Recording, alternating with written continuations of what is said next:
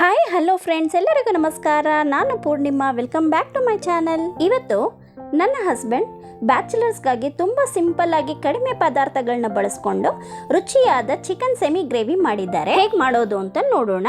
ಮೊದಲಿಗೆ ಬಾಣಲೆಯಲ್ಲಿ 3ರಿಂದ 4 ಸ್ಪೂನ್ ಎಣ್ಣೆ ಹಾಕ್ಕೊಂಡು ಕಟ್ ಮಾಡ್ಕೊಂಡಿರೋ 2 ಮೀಡಿಯಂ ಸೈಜ್ ಈರುಳ್ಳಿನ ಸೇರಿಸಿ ಚೆನ್ನಾಗಿ ಫ್ರೈ ಮಾಡ್ಕೊಳ್ಬೇಕು. ಈರುಳ್ಳಿ ಸ್ವಲ್ಪ ಕಲರ್ ಚೇಂಜ್ ಆದಮೇಲೆ 2 ಸ್ಪೂನ್ ಶುಂಠಿ ಬೆಳ್ಳುಳ್ಳಿ ಪೇಸ್ಟ್ನ ಸೇರಿಸ್ಕೊಳ್ತಾ ಇದ್ದೀವಿ.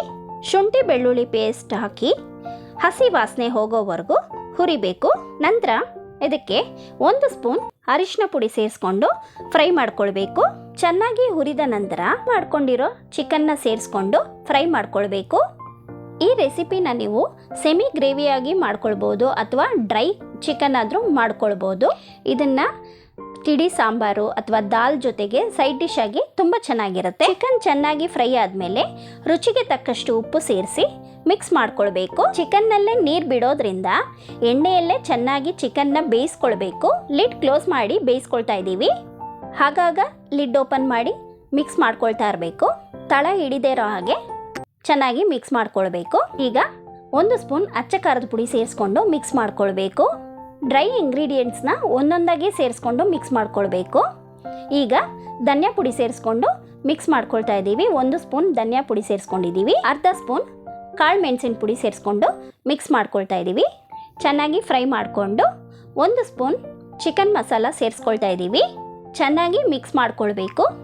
1 ಸ್ಪೂನ್ ಗರಂ ಮಸಾಲ ಸೇರಿಸ್ಕೊಂಡು ಮಿಕ್ಸ್ ಮಾಡ್ಕೊಳ್ತಾ ಇದ್ದೀವಿ. ಚಿಕನ್ಗೆ ಮಸಾಲೆ ಎಲ್ಲ ಚೆನ್ನಾಗಿ ಹಿಡಿಬೇಕು. ಅದರಿಂದ ಲಿಡ್ ಕ್ಲೋಸ್ ಮಾಡಿ ಚೆನ್ನಾಗಿ ಬೇಯಿಸ್ಕೊಳ್ತಾ ಇದ್ದೀವಿ.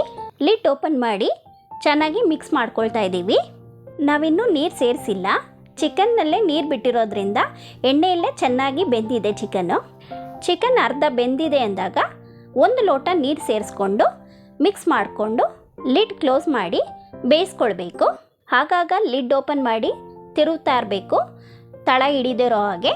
ಈ ರೆಸಿಪಿನ ನೀವು ಅನ್ನ, ರೊಟ್ಟಿ, ಚಪಾತಿ ಜೊತೆಗೆ ತಿನ್ನಲು ತುಂಬ ಚೆನ್ನಾಗಿರುತ್ತೆ. ಈಗ ಬೆಂದ ಚಿಕನ್ಗೆ ಪುದೀನ ಸೊಪ್ಪು ಕಟ್ ಮಾಡ್ಕೊಂಡಿರೋದನ್ನ ಸೇರಿಸಿ ಹೆಚ್ಚಿದ ಕೊತ್ತಂಬರಿ ಸೊಪ್ಪನ್ನ ಸೇರಿಸಿ ಮಿಕ್ಸ್ ಮಾಡ್ಕೊಳ್ಬೇಕು. ನಿಮಗೆ ಗ್ರೇವಿ ಹದ ಎಷ್ಟು ಬೇಕೋ ಅಷ್ಟು ಮಾಡ್ಕೊಳ್ಬೋದು, ಅಥವಾ ಸೆಮಿಯಾಗಿ ಕೂಡ ಮಾಡ್ಕೊಳ್ಬೋದು ಅಥವಾ ಡ್ರೈ ಆಗಿ ಕೂಡ ಮಾಡ್ಕೊಳ್ಬೋದು.